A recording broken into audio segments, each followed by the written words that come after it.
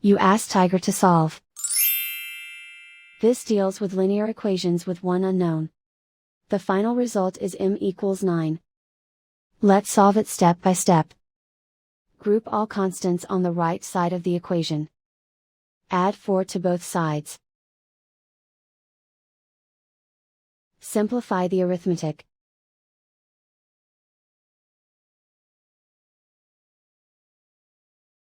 Isolate the m. Divide both sides by 6. Simplify the fraction. Find the greatest common factor of the numerator and denominator. Factor out and cancel the greatest common factor. And so the final result is m equals 9.